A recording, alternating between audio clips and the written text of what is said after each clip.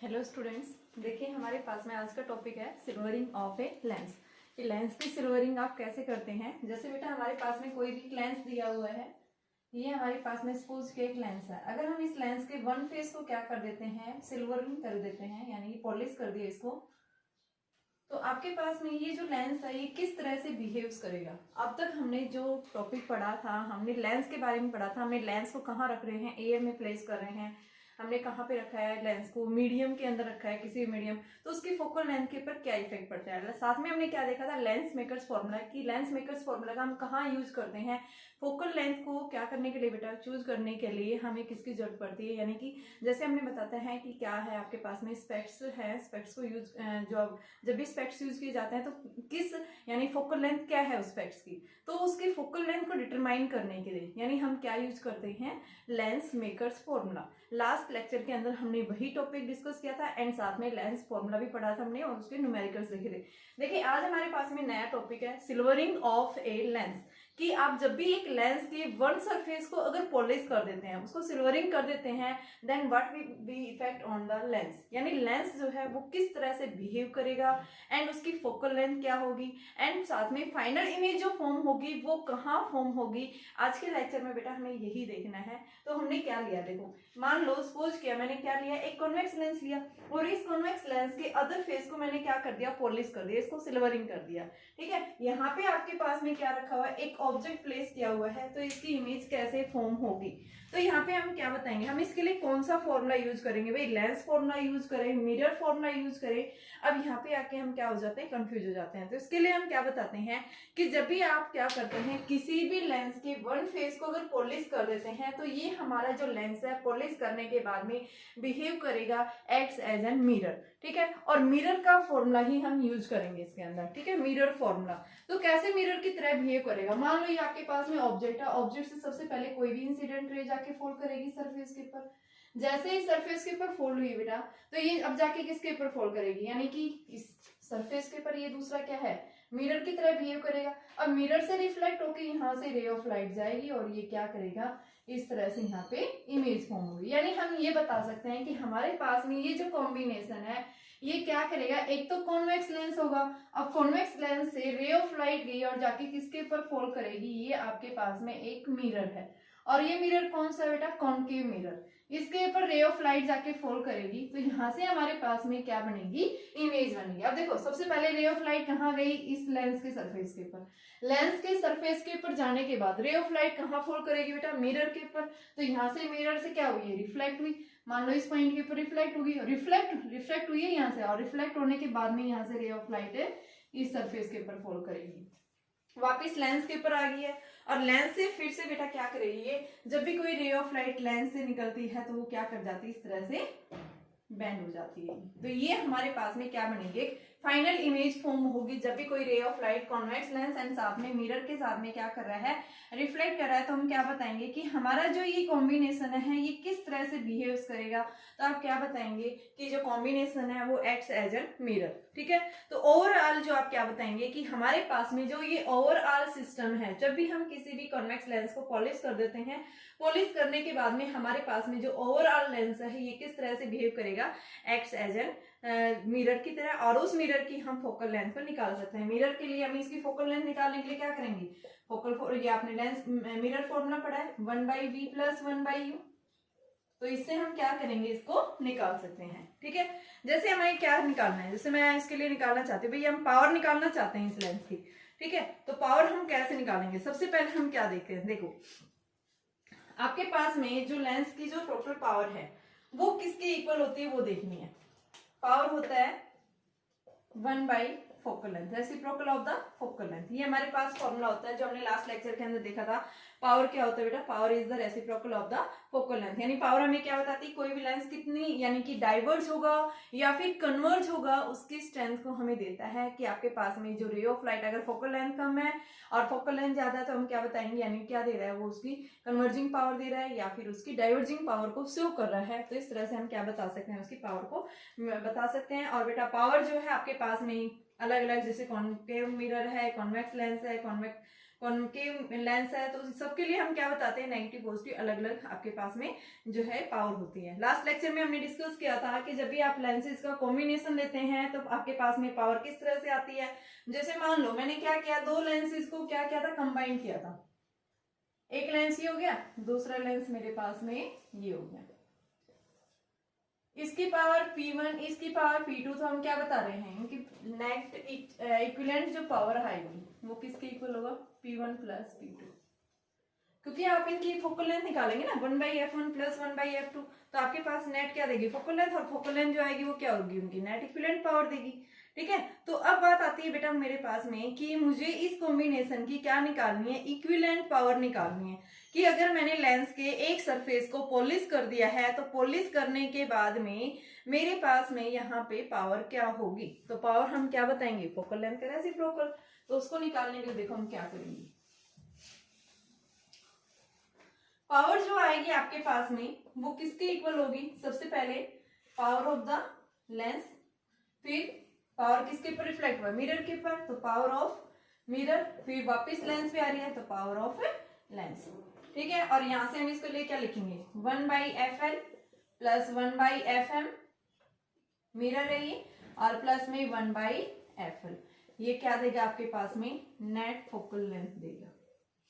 ठीक है, तो यहां से हम क्या निकाल लेंगे, नेट फोकल लेंथ निकाल लेंगे, और यहां से हमारे पास में वैल्यू आ जाएगी। अब मिरर की फोकल लेंथ आप कैसे निकालेंगे, मिरर की रेडियस ऑफ कर्वेचर गिवन होगी बेटा, तो आपके मिरर की फोकल लेंथ, देखो आपने रिलेशन पढ़ा था रेडियस ऑफ कर्वेचर और फोकस के बीच में, कि हमेशा जो फोकस है रेडियस ऑफ कर्वेचर का क्या होता है, हाफ होता है। तो मिरर का रेडियस ऑफ कर्वेचर आपको गिवन होगा, तो आपके पास में यहाँ से हम क्या निकाल सकते हैं, उसकी फोकल लेंथ निकाल सकते हैं रेडियस ऑफ कर्वेचर का हाफ करके। और लेंस की फोकल लेंथ हम कैसे निकालेंगे, तो लेंस की फोकल लेंथ हमने पीछे लेंस फॉर्मूला पढ़ा था, ν2/ν1 माइनस 1/r1 माइनस 1/r2।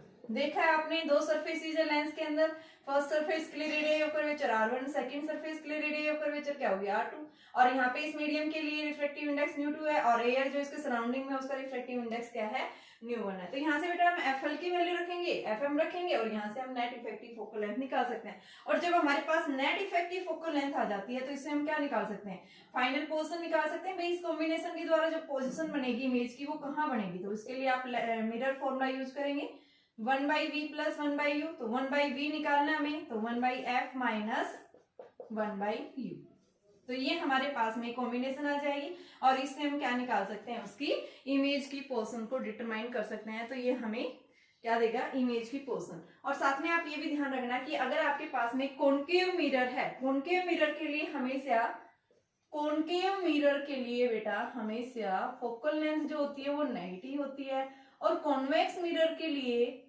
हमेशा फोकल लेंथ कैसी होती है, पॉजिटिव, क्योंकि उससे राइट साइड में जाती है। ठीक है, centre of curvature right side में होता है कॉन्वेक्स में, और कॉनकेव में लेफ्ट साइड होता है, इस वजह से हम क्या लेते हैं, नेगेटिव और पॉजिटिव फोकल लेंथ लेते हैं उसकी।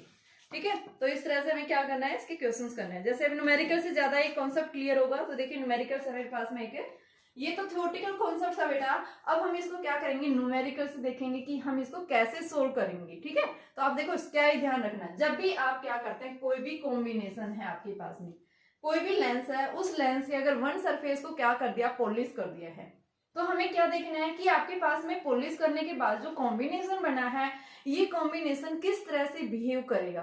तो हमें क्या देखना है, इस कॉम्बिनेशन को देखना है। तो इस कॉम्बिनेशन को देखने के लिए मैं क्या करूंगी, यहाँ पे सबसे पहले कोई भी रे ऑफ लाइट, यानी कि हम क्या बता रहे हैं, रे ऑफ लाइट ऑब्जेक्ट से गई, किसके ऊपर फॉल हुई बेटा, लेंस के ऊपर। तो देखो मैंने लेंस अलग ले लिया, और ये वाला सरफेस देखो कैसे है, कॉनकेव सरफेस है ये, तो कॉनकेव मिरर की तरह बिहेव करेगा। तो यहाँ से सबसे पहले रे ऑफ लाइट गई ऑब्जेक्ट से, कहाँ से, रिफ्लेक्ट होगी, लेंस से कहाँ गई, आगे दूसरे मीडियम में चलेगी, यहाँ पे क्या रखा हो, मिरर, मिरर से क्या होगी, रिफ्लेक्ट होगी, रिफ्लेक्ट होके वापस इसके ऊपर वापस आएगी लेंस के ऊपर, और यहाँ पे क्या बनाएगी, इसकी इमेज बनाएगी। ये क्या देगा, फाइनल इमेज देगा, यानी इस कॉम्बिनेशन के द्वारा फाइनल इमेज आएगी। अब हमें क्या करना है, इस फाइनल इमेज की पोजीशन देखनी है। तो पोजीशन निकालने के लिए हम क्या बताएंगे कि सबसे पहले हमें पावर देखना है। पावर क्या होती है बेटा, इस कॉम्बिनेशन के नेट, यानी कि फोकल लेंथ के रेसिप्रोकल है। लेंस की पावर क्या होगी, 1/fl, मिरर की क्या होगी, 1/fm, ये आपके पास में आ गया। अब लेंस की फोकल लेंथ हमेशा क्या होती है, 1/fl is equal to ν2/ν1 minus 1 into 1/r1 minus 1/r2। इससे हम लेंस की फोकल लेंथ निकाल सकते हैं। मिरर की फोकल लेंथ क्या आ जाएगी, rm/2 आ गई, ठीक है। और यहाँ पे हम वैल्यू पुट कर देंगे, ये हमारे पास नेट इफेक्टिव फोकल लेंथ आ जाएगी इस कॉम्बिनेशन की। और जब नेट इफेक्टिव फोकल लेंथ आ जाती है आपके पास में, तो यहाँ से आप क्या निकाल सकते हैं, इमेज की पोजिशन निकाल सकते हैं, ठीक है। तो देखिए अब मेरे पास क्वेश्चन है, देखिए बेटा क्या क्वेश्चन कहता है।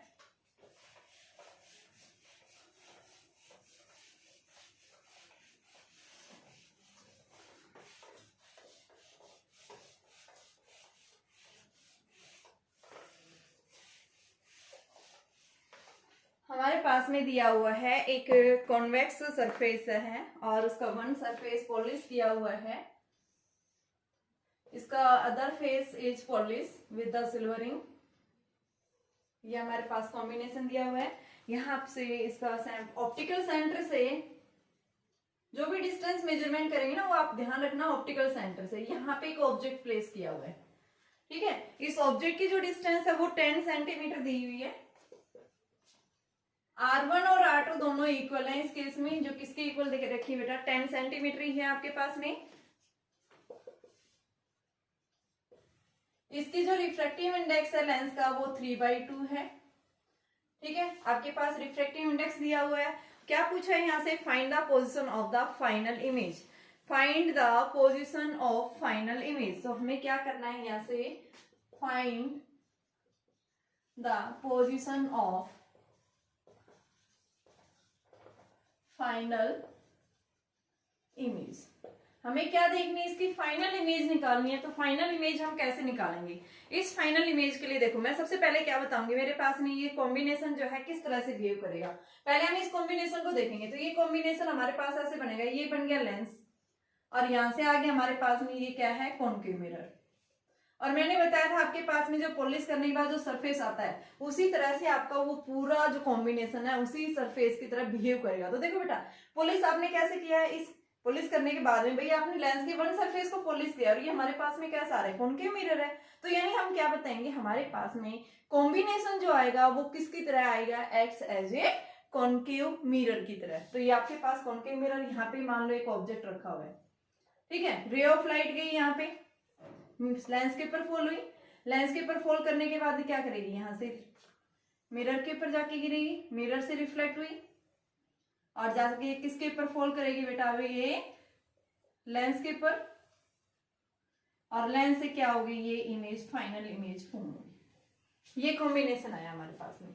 ये ऑब्जेक्ट है, ये हमारी फाइनल इमेज है इस ऑब्जेक्ट की, ठीक है। तो यहां से हम क्या लिखेंगे, आपके पास में नेट इफेक्टिव पावर जो आएगी वो इफेक्टिव पावर किसके इक्वल आएगी, power of the lens plus में power of mirror plus power of lens. क्योंकि वापस आई, देखो यहां से कहां गई, लेंस से, लेंस पे कहां गई, मिरर पे टकराई, टकराने के बाद फिर वापस कहां आ गई, लेंस पे आके रिफ्लेक्ट हुई है और फिर फाइनल इमेज फॉर्म हो रही है। तो हमारे पास में कॉम्बिनेशन आ गया। अब हम क्या करेंगे, इसको रेसिप्रोकल यानी फोकल लेंथ की फॉर्म में लिखेंगे। तो ये इफेक्टिव फोकल लेंथ, ये आपके पास में FL प्लस में 1/FM प्लस में 1/FL। अब बेटा ये कॉम्बिनेशन मैंने क्या बताया, किस तरह से बिहेव कर रहा है, एक कॉनकेव मिरर की, और कॉनकेव मिरर की फोकल लेंथ हमेशा कैसी होती है, नेगेटिव। तो इसको मैं क्या लिखूंगी, 1/FE लिखेंगे, इफेक्टिव है बेटा ये। तो 1/FL प्लस में 1/FM प्लस में 1/FL, ये आ गया। अब यहां से हम FL निकालेंगे। सबसे पहले FL के लिए मैंने क्या बताया है, μ2/μ1 minus 1 into 1/r1 minus 1/r2। μ2 हमारे पास में कितना है, 3/2। एयर है सराउंडिंग इसके बीच में, तो सराउंडिंग के लिए रिफ्लेक्टिव इंडेक्स क्या होता है, 1 होता है एयर के लिए।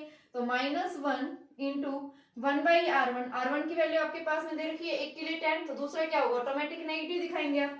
तो 1/10 माइनस 1/10, तो ये 3/2 माइनस 1 1/10 प्लस 1/10, तो ये आपके पास 1/2 और इसका आप करेंगे तो 2/10। तो बेटा 2 से 2 कैंसिल, 1/10। तो ये हमारे पास में 1/FL होता है, ये फोकल लेंथ।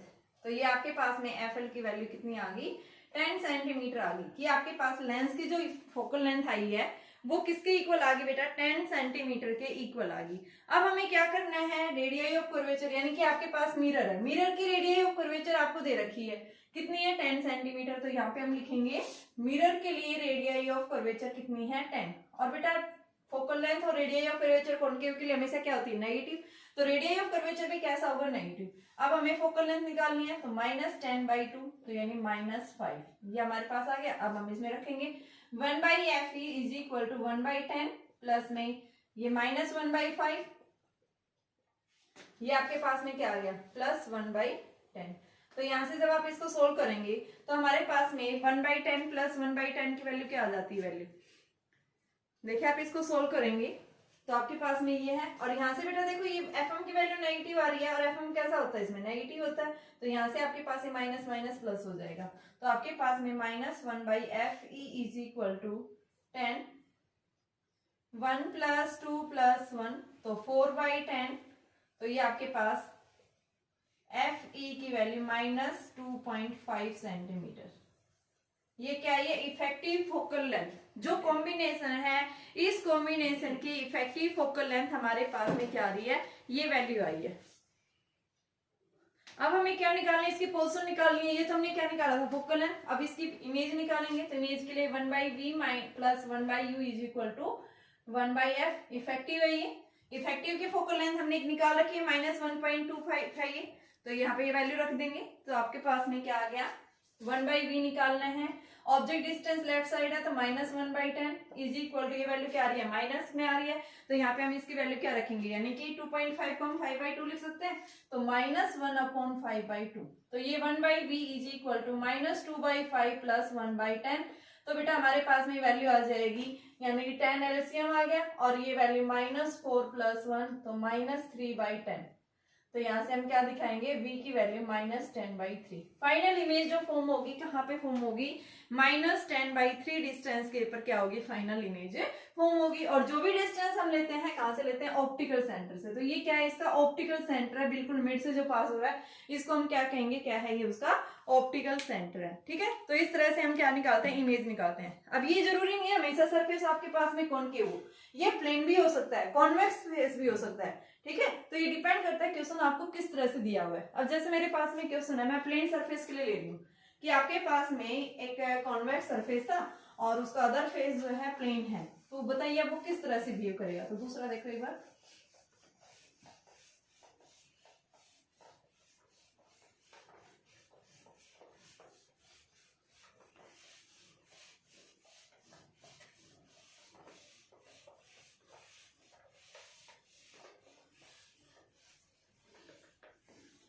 देखिए बेटा हमारे पास में अगला क्वेश्चन है, आपके पास में दिया हुआ है कॉम्बिनेशन, इस तरह से एक सरफेस है,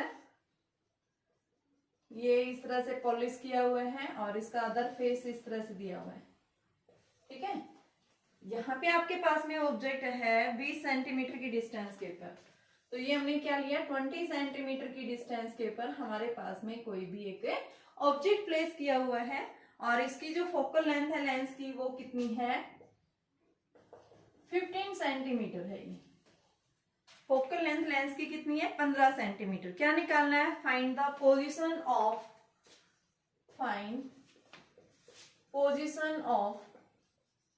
फाइनल इमेज।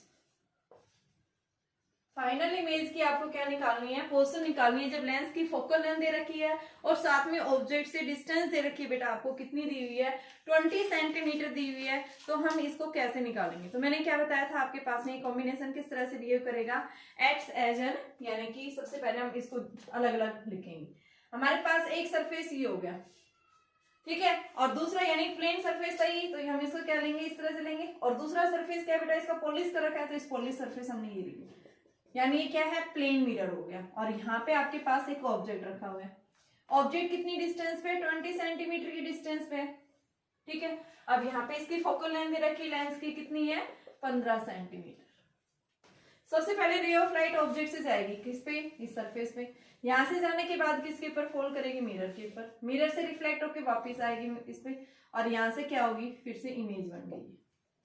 तो यानी हम क्या बताएंगे, नेट इफेक्टिव पावर जो आएगी आपके पास। देखो हमने क्या बताया बेटा, देखो पहले क्या है आपके पास में लेंस, इसको हम कैसा लेंस बोलेंगे, प्लेनो कॉन्वेक्स लेंस, क्योंकि वन सरफेस इसका प्लेन है और अदर सरफेस इसका कैसा है, कर्व। हमेशा ध्यान रखना, जब भी आपके पास लेंस होगा, चाहे कॉम्बिनेशन कैसा ही हो, उसका एक फेस जो है कैसा होगा, कर्व होगा, अगर अदर कैसा है उसका प्लेन है। ये ध्यान रखना हमेशा, कीप इन माइंड कि अगर आपके पास में कोई भी क्वेश्चन किसी भी तरह का हो और अगर उसको बीच से कट कर दिया है, हॉरिजॉन्टली कट कर दिया है, या फिर आपने उसको पॉलिश कर दिया है, तो याद रखना कि आपके पास में इन दोनों सरफेसेस में से एक सरफेस आपका कैसा होगा, कर्व सरफेस जरूर मिलेगा आपको।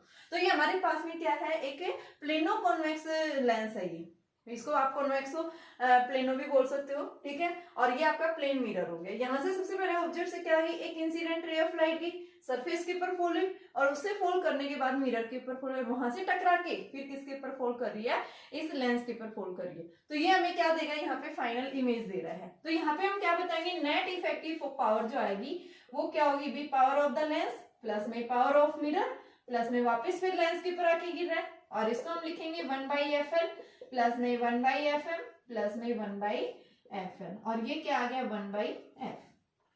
इस तरह से हम इसको लिख सकते हैं। अब हमें क्या निकालना है, इस लेंस की क्या निकालनी है बेटा, फोकल लेंथ आपको दे रखी है तो निकालने की जरूरत है ही नहीं। और मिरर की फोकल लेंथ हमेशा क्या होती है, रेडियस, यानी कि आपके पास इंफिनिटी होती है लेंस मिरर की। प्लेन मिरर की फोकल लेंथ हमेशा इंफिनिटी होती है, याद रखना है। स्टार्टिंग में प्लेन मिरर देखा था तब उस केस में हमने देखा था।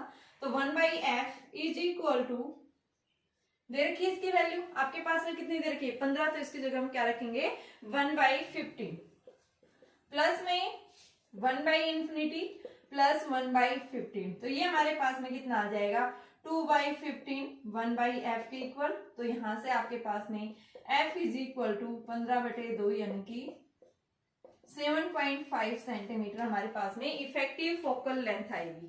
ठीक है बेटा, क्या ये इफेक्टिव फोकल लेंथ आ रही है, और हमारे पास में ये क्या है आपके पास में, यानी इस तरह से हमारे पास वैल्यू आई है कि इस कॉम्बिनेशन की जो फोकल लेंथ है वो हमारे पास में ये आई है। ठीक है, अब उसके बाद में हम क्या लेंगे, आपके पास में इसकी पोजीशन निकालेंगे। अब पोजीशन निकालने के लिए हम कैसे लेंगे, तो इस कॉम्बिनेशन के लिए यानी कि 1/V plus 1/U is equal to 1/F। F की वैल्यू क्या है 1/15/2 1/V, ऑब्जेक्ट डिस्टेंस माइनस 1/20, तो ये आपके पास 1/V is equal to 2/15 plus में 1/20। 15 और 20 का एलसीएम कितना आएगा 15 और 20 का, यानी कि आपके पास में 60 आ गई, तो 60, तो ये आपके पास में 8 प्लस में 3 तो 11/60, तो यानी कि V की वैल्यू हमारे पास 60/11 आएगी। ठीक है, ये क्या आ रही है फाइनल इमेज, जो कहाँ पे आ रही है बेटा राइट साइड आ रही है। तो इस तरह से हम क्या बताएंगे, इसकी इमेज डिस्टेंस निकालेंगे। ठीक है, अब आगे देखो एक क्वेश्चन और ले रहे हैं कि आपके पास में एक सरफेस अलग टाइप का क्वेश्चन है, ध्यान से देखना। उसमें भी आपके पास में दोनों तीनों प्लेन मिरर भी है, कॉन्वेक्स लेंस भी है और कॉनकेव सरफेस भी है, कॉनकेव लेंस भी है। तो हमारे पास वो कॉम्बिनेशन कैसे बिहेव करेगा। ठीक है, तो देखिए बेटा नेक्स्ट क्वेश्चन में एनसीईआरटी क्वेश्चन है, ये भी वेरी इंपॉर्टेंट क्वेश्चन है, एग्जाम में आया हुआ भी है। ये 2 या 3 साल पहले एग्जाम बोर्ड एग्जाम्स में पूछा था क्वेश्चन, ये 3 मार्क्स के अंदर क्वेश्चन था। ये देखिए क्या कह रहा है आपके पास में,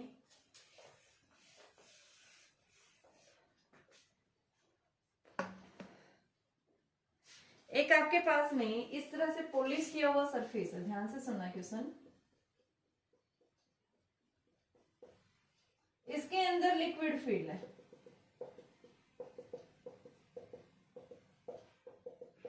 और यहाँ पे फिर हमारे पास में कैसा सरफेस दे दिया, कॉनकेव सरफेस दिखा दिया। ये आपके पास में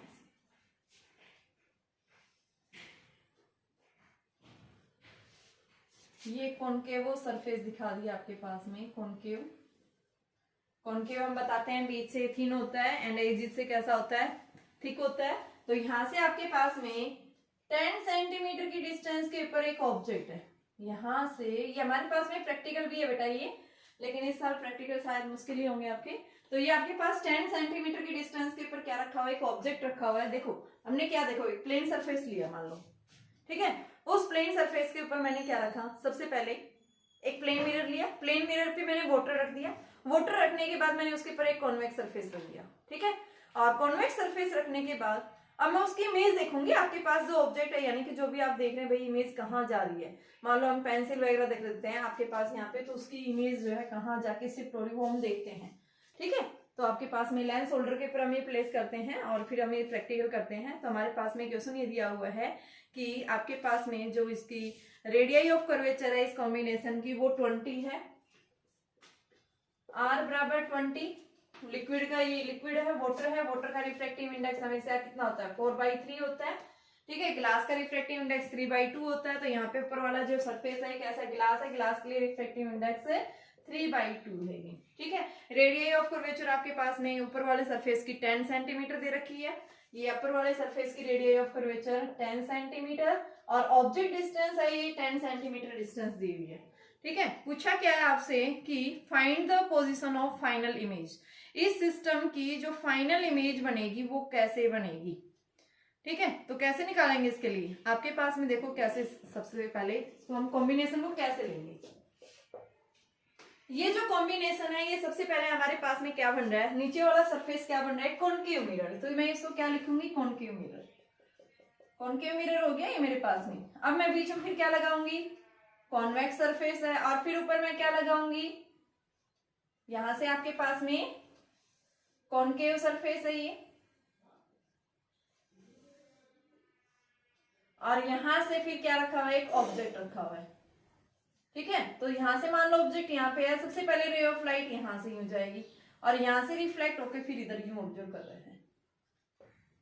इस तरह से क्वेश्चन था आपके पास में, ठीक है। यहाँ पे हम इस कॉम्बिनेशन को इस तरह, और इनके बीच में मान लो आपके पास में ये क्या है एयर है, यहाँ पे भी एयर सराउंडिंग मीडियम एयर ले लिया, रे ऑफ लाइट आई, यहाँ पे इसके लिए रिफ्लेक्टिव इंडेक्स आपके पास गिवन है, ठीक है।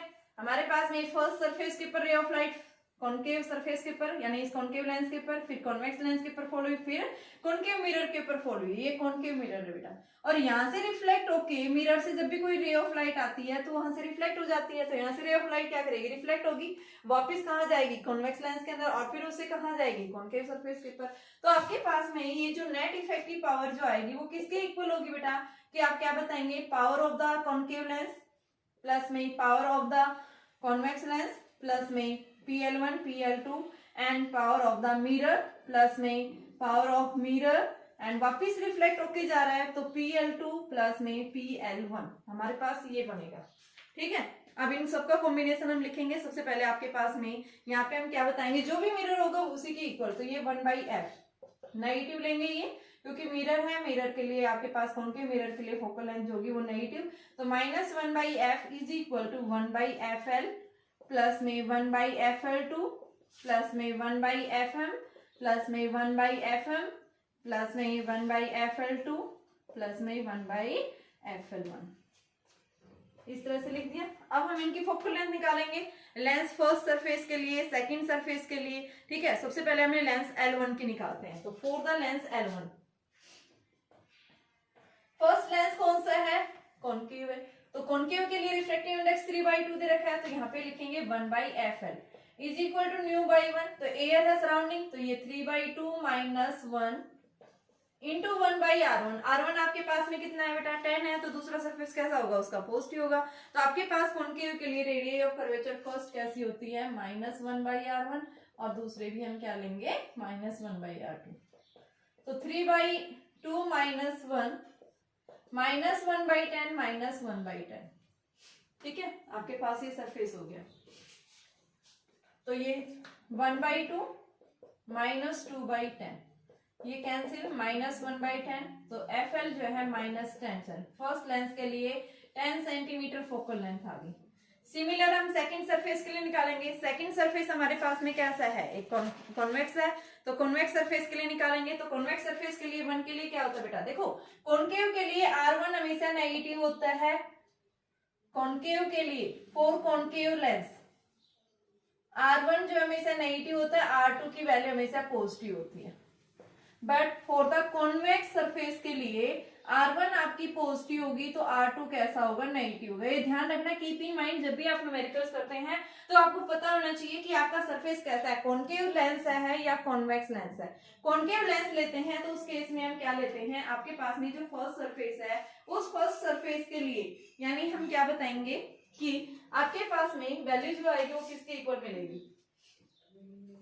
तो बेटा देखो सेकंड सरफेस में कैसा ले रही हूँ कॉन्वेक्स, तो कॉन्वेक्स सरफेस के लिए मेरे पास क्या आएगा, ये मान लो FL1 था, अब मैं लिखूंगी FL2, तो यहाँ से आपके पास में 4/3 माइनस 1/R1 माइनस 1/R2, तो इस केस में हमारे पास में 1/3, R1 की वैल्यू क्या है आपके पास में, वही वैल्यू है सेम आपके पास में, कितना है 20 दिखा रखा है ना, तो आप यहाँ पे क्या लिखेंगे, देखो फर्स्ट आपके पास में ये इधर वाले सरफेस के लिए 10 है और इधर वाले सरफेस के लिए 20, तो मैं क्या लिखूंगी, फर्स्ट आपके 1/10 लेंगे और दूसरी मेरे पास क्या आएगी माइनस 1/20, अलग अलग सरफेस है यहाँ पे, देखो ऊपर वाला ये सरफेस है नीचे वाला, तो आपके पास 1/3 20 और ये आपके पास में यानी कि 2 प्लस में 1, तो ये हमारे पास में 3/20 इंटू में 3 से 3 कैंसिल 1/20, तो FL2 जो आएगा मेरे पास में वो 20 सेंटीमीटर आ गया और ये कैसी वैल्यू आ रही है, पॉजिटिव वैल्यू आ रही है।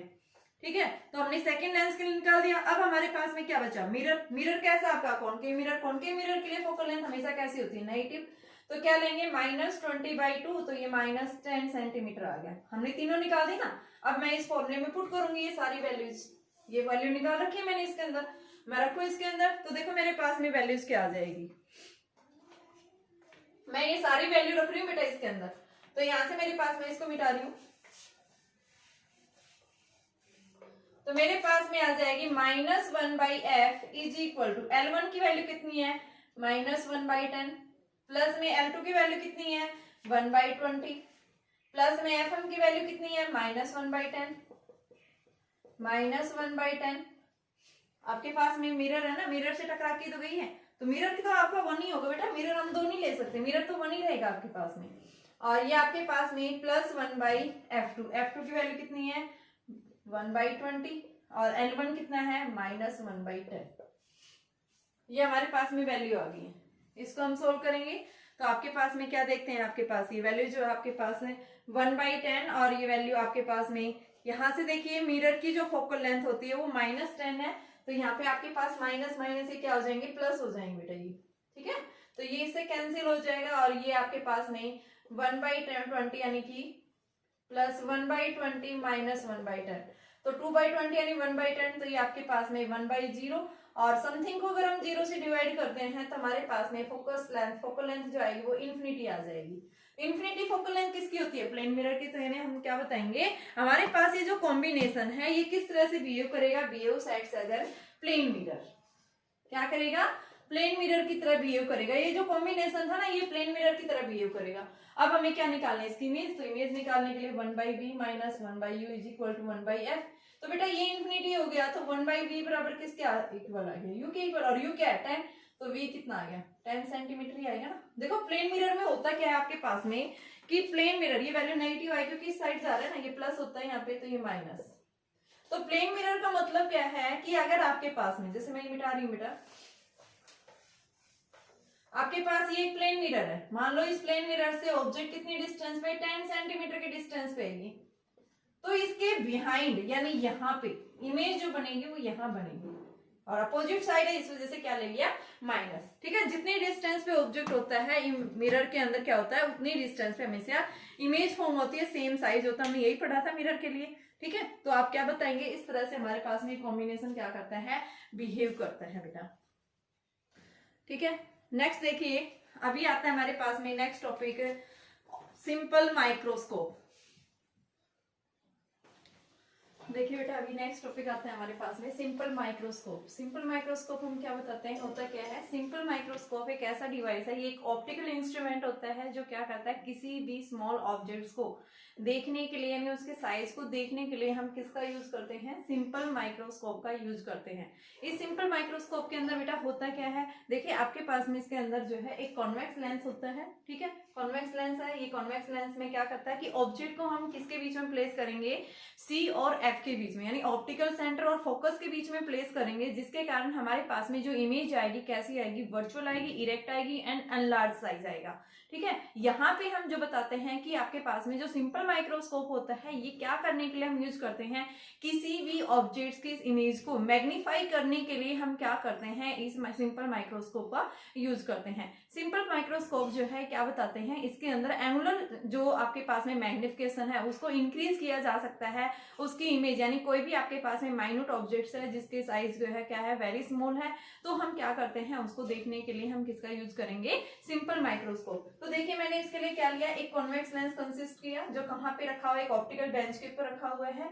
यहाँ पे हमने ऑब्जेक्ट को सी और एफ के बीच में प्लेस किया। ए बी मान लो मेरे पास में एक ऑब्जेक्ट है, सबसे पहले रे ऑफ लाइट जो है ऑप्टिकल सेंटर में से पास हो रही है। जब भी कोई ray of light optical centre में से पास होती है बेटा, बिना जो है यानी रिफ्लेक्ट हुए सीधी निकल जाती है। दूसरी ray of light principal axis के पैरेलल जा रही है। जब भी कोई ray of light principal axis के पैरेलल जाएगी तो यानी क्या करेगा, वो फोकस में से पास होगी। अब हमने क्या देखा है यहाँ पे, क्या आपके पास में राइट साइड क्या दो आपकी रिफ्लेक्टेड रे किसी एक पॉइंट के ऊपर फॉर्म हो रही है, नहीं हो रही, तो यानी हम क्या बताएंगे, रियल इमेज नहीं बन रही है। तो हम क्या करेंगे, तो दोनों रिफ्लेक्टेड रेज है इनको बैक ड्रॉ करेंगे, तो बेटा ये हमारे पास में ए डैश बी डैश जो बनती है ये क्या है, उसकी फाइनल इमेज बताएंगे। ठीक है, क्या बताएंगे, फाइनल इमेज। तो फाइनल इमेज के साथ में प्रिंसिपल एक्सिस ने एंगल क्या बनाया है, बीटा एंगल मान लिया। कितना मान लिया, बीटा एंगल मान लिया। अब हम क्या दिखाएंगे कि आपके पास में जो ऑब्जेक्ट बन रहा है, तो ऑब्जेक्ट के साथ में एंगल देखने के लिए हम क्या लेंगे, इस ए बी ऑब्जेक्ट को यहाँ शिफ्ट कर देंगे और यहाँ से इस ए बी ऑब्जेक्ट यानी इसको मान लो A1 ले लो, तो यहाँ से इस ऑप्टिकल सेंटर के साथ में एंगल क्या बना बेटा, अल्फा। ये क्या हो गया आपके पास ऑब्जेक्ट, यानी जितना ऑब्जेक्ट हमारा ए बी था वही हमने A1 B डैश ले रखा है। A1 B डैश हमारे पास में क्या काम करेगा, एक्ट्स एज एन ऑब्जेक्ट। तो सबसे पहले मुझे क्या निकालना है, मैग्निफिकेशन। मैग्निफिकेशन होता है साइज, यानी कि it is the ratio of angular magnification by the image, angular magnification by image to the angular magnification by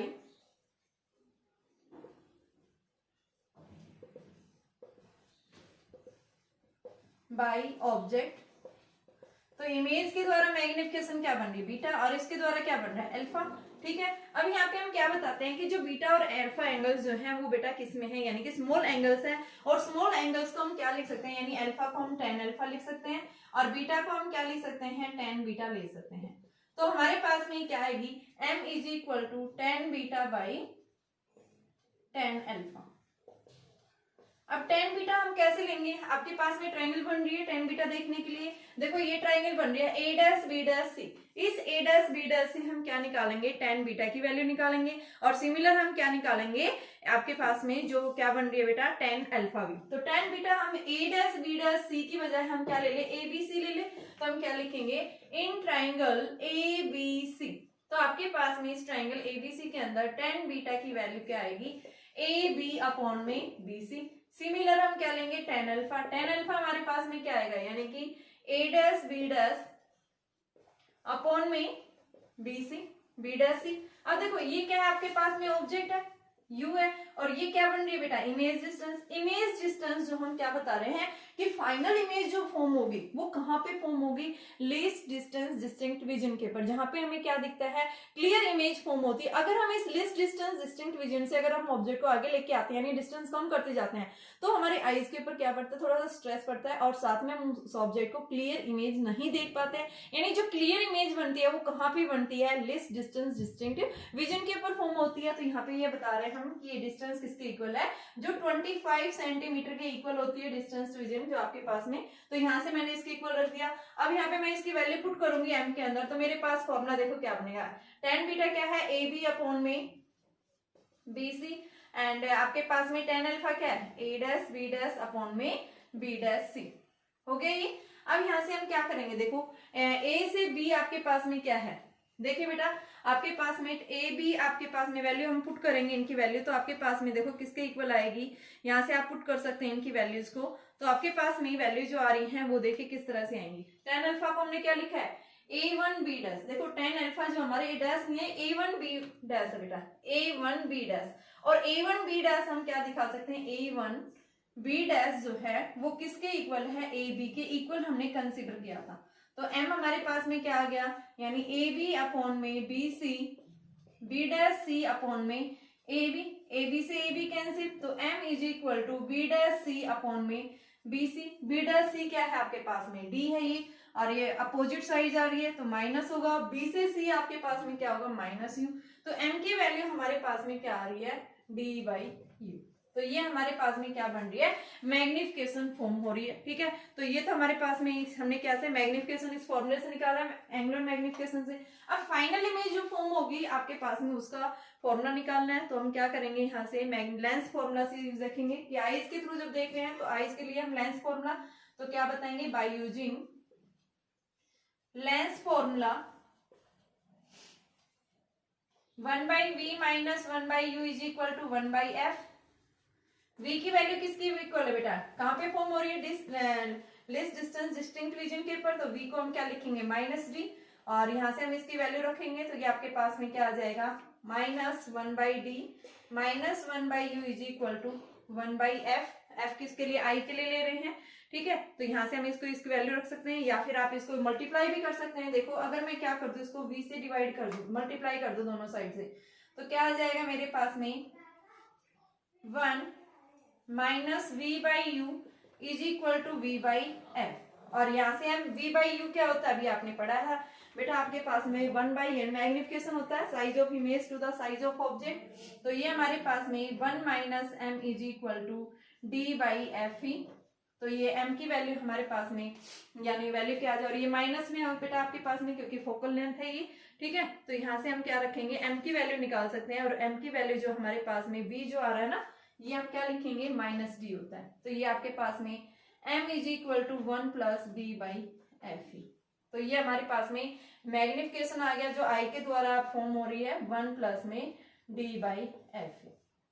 ये d क्या है आपके पास में, लेस डिस्टेंस डिस्टिंक्ट विजन है, जो 25 सेंटीमीटर के इक्वल होती है। तो ये आपके पास में क्या है, एक सिंपल माइक्रोस्कोप के थ्रू जो मैग्नीफाइंग पावर आएगी उसके लिए बेटा फॉर्मूला हम ये बताएंगे, जब इमेज क्लियर इमेज फॉर्म हो रही है कहाँ पे, लेस डिस्टेंस डिस्टिंक्ट विजन के ऊपर। ठीक है, जैसे ही f की वैल्यू डिक्रीज हो रही है मैग्निफिकेशन क्या होगा, बढ़ेगा। ठीक है, जितनी ज्यादा स्मॉलर फोकल लेंथ होगी आपके पास में मैग्निफिकेशन क्या होगा उसका उतना ही ज्यादा होगा। देखिए एक बार मैं फिर से रिपीट कर रही हूँ। सबसे पहले मैंने क्या बताया, सिंपल माइक्रोस्कोप होता है क्या है, सिंपल माइक्रोस्कोप एक ऐसा डिवाइस है जो क्या करने के लिए यूज करते हैं बेटा, किसी भी ऑब्जेक्ट जिसका साइज क्या है, जिसको हम नेक आई के थ्रू नहीं देख पाते हैं, तो उनको देखने के लिए हम उसकी क्लियर इमेज देखने के लिए हम किसका यूज करते हैं, सिंपल माइक्रोस्कोप का यूज करते हैं। ठीक है, सिंपल माइक्रोस्कोप किस प्रिंसिपल पे काम करता है, तो सिंपल माइक्रोस्कोप का जो प्रिंसिपल है वो क्या बताएंगे कि आप क्या लेंगे, यहाँ पे एक लेंस लेंगे, और लेंस के द्वारा जो इमेज फॉर्म होगी वो कैसी फॉर्म होगी, आपकी वर्चुअल होगी, इरेक्ट होगी, अनलार्ज साइज होगा। तो ये कैसे फॉर्म हो सकती है, अगर हम ऑब्जेक्ट को कहाँ प्लेस कर रहे हैं, सी और एफ के बीच में प्लेस कर रहे हैं। ठीक है, अब किस प्रिंसिपल यानी कि हम क्या फॉर्मूला अप्लाई करेंगे, तो बेटा हम क्या बताते हैं इसके अंदर कि सिंपल माइक्रोस्कोप के अंदर जो मैग्निफिकेशन फॉर्म होता है, यानी जितना ज्यादा एंगुलर साइज होगा, ठीक है, आपकी इमेज क्या होगी उतनी ही ज्यादा क्लियर इमेज फॉर्म होगी। तो यहाँ पे हम क्या बता सकते हैं कि इस इंस्ट्रूमेंट्स के थ्रू हम क्या कर सकते हैं, किसी भी ऑब्जेक्ट से साइज को हम मैग्नीफाई कर सकते हैं, जितना ज्यादा एंगुलर साइज होगा उतने ही ज्यादा इमेज की क्या होगी, यानी कि उस ऑब्जेक्ट की इमेज फॉर्म होगी बड़ी। ठीक है ना, मैग्नीफाई इमेज। तो इसको देखने के लिए सबसे पहले मैंने एंगुलर मैग्निफिकेशन का फॉर्मूला बताया। एंगुलर मैग्निफिकेशन क्या होता है, इट इज द यानी कि angular magnification by the image जो बीटा ले रहा है। देखो इमेज आपकी a डैश b डैश है, ऑब्जेक्ट आपका a b है, इस a डैश b डैश ने एंगल कितना बनाया, बीटा बनाया, ऑब्जेक्ट ने कितना बनाया, देखो ऑब्जेक्ट यहाँ एंगल नहीं दिखा पा रहे तो हम यहीं पे इस ऑब्जेक्ट को यहाँ शिफ्ट कर लिया, इस ऑब्जेक्ट ने यहाँ से ऑप्टिकल सेंटर के साथ एंगल क्या बनाया, अल्फा लिया, तो मैं इसको क्या लिख रही हूँ, बीटा बाई अल्फा। और बेटा एंगल्स कैसे ले रहे हैं, यहाँ पे स्मॉल ले रहे हैं, तो अल्फा किसके इक्वल होगा, tan अल्फा, बीटा किसके इक्वल होगा, tan बीटा के इक्वल होगा। ठीक है, तो यहाँ पे हम क्या लिखेंगे, आपके पास tan बीटा और tan अल्फा की वैल्यू निकालेंगे। tan बीटा किसके इक्वल है, परपेंडिकुलर अपॉन में base, similar tan alpha perpendicular upon में बेस। तो ये हमारे पास में tan बीटा आ गया, tan अल्फा आ गया, यहाँ से हम इनकी वैल्यू रखेंगे, तो m की वैल्यू मेरे पास में क्या आई, d/u आ गई। ठीक है, ये तो हमने इसके जस्ट फॉर्मूला है उससे देखा है। अब हम क्या देख रहे हैं, हम आईज के थ्रू देख रहे हैं कि आपकी जो आईज है वो कहाँ पे रखी हुई है बेटा, कहाँ से आप ऑब्जर्व कर रहे हैं, जहां से क्लियर इमेज फॉर्म हो रही है। ठीक है, ये तो हमारे पास नॉर्मल एडजस्टमेंट था कि आप ऑब्जेक्ट कहीं पे भी रखा हो, उस केस में हमारे पास मैग्निफिकेशन आता है। लेकिन जब आपके पास में ऑब्जेक्ट की जो इमेज हो रही है वो क्लियर जब कब फॉर्म हो रही है, जब आपके पास में ऑब्जेक्ट कहाँ रखा हुआ है, लिस्ट डिस्टेंस डिस्टिंक्ट विजन के ऊपर, उस केस में हमारे पास मैग्निफिकेशन का फॉर्मूला क्या होगा, तो इसके लिए हम आई के थ्रू देख रहे हैं तो हम आई लेंस फॉर्मूला यूज करेंगे, तो 1/v minus 1/u is equal to 1/f। ठीक है, यहाँ से अगर मैं क्या करूं, इस v को थ्रू आउट्स डिवाइड कर मल्टीप्लाई कर दिया मैंने दोनों इक्वेशंस को, तो मेरे पास में क्या बना 1 माइनस 1v/u क्या होता है m, तो 1 minus m is equal to v/f। और v बेटा क्या है, final image, distance distinct vision है ये, और लेफ्ट साइड लाई कर रही है तो हम क्या लेंगे, इसको नेगेटिव लेंगे, तो m की वैल्यू क्या आ गई 1 प्लस में d/f के इक्वल आ गया। ठीक है, ये हमारे पास में क्या आ रहा है, मैग्निफिकेशन। और ये मैग्निफिकेशन कब फॉर्म हो रहा है, जब आपके पास में क्लियर इमेज बन रही है। जो इमेज बन रही है वो कहाँ पे बन रही है, लेस डिस्टेंस डिस्टिंक्ट विजन के ऊपर फॉर्म हो रही है, तो ये हमारे पास में क्या आएगी, इमेज बनेगी। और यहाँ से हम क्या देख रहे हैं, अगर मान लो फोकल लेंथ स्मॉल है, m क्या होगा, बढ़ेगा। ठीक है, इमेज जो बनेगी आपके पास में ऑब्जेक्ट की, वो क्या होगी, उतनी ही ज्यादा अनलार्ज बनेगी। तो हम क्या बता सकते हैं, किसी भी ऑब्जेक्ट की इमेज को हम मैग्नीफाई करके देख सकते हैं, किसको यूज करके, सिंपल माइक्रोस्कोप को। देखो इसको कहाँ जनरली यूज कहाँ किया जाता है, जैसे आपके पास में ज्वेलर्स होते हैं या फिर वॉच मेकर्स होते हैं, उसके अंदर क्या होते हैं, छोटे छोटे पार्ट, यानी कि जो वॉच के जो पार्ट्स होते हैं या फिर ज्वेलरी के जो पार्ट्स होते हैं, इक्विपमेंट्स, वो क्या है, छोटे छोटे होते हैं। तो उनको देखने के लिए हम क्या करते हैं, इसका यूज करते हैं, या फिर हम क्या करते हैं, लैब्स के अंदर यूज करते हैं इसका। ठीक है, तो हमारे पास जो इमेज आती है वो क्या आती है, वेरी क्लियर आती है, वेरी शार्प इमेज फॉर्म होती है जब ऑब्जेक्ट कहाँ पे रखा हुआ है, लेंस के नजदीक। क्योंकि ऑब्जेक्ट्स को मैंने कहाँ रखा है, सी और एफ के बीच में। अगर सी और एफ से यानी एफ से बियॉन्ड रखते हैं तो इमेज आपकी उतनी क्लियर नहीं आती है। ठीक है बेटा, तो ये क्या था हमारे पास में, सिंपल माइक्रोस्कोप। कल के लेक्चर के अंदर हम डिस्कस करेंगे कंपाउंड माइक्रोस्कोप, उसके बाद में आपके पास में आता है एस्ट्रोनॉमिकल टेलीस्कोप। ऑप्टिकल इंस्ट्रूमेंट्स का ही ये दोनों पार्ट्स है,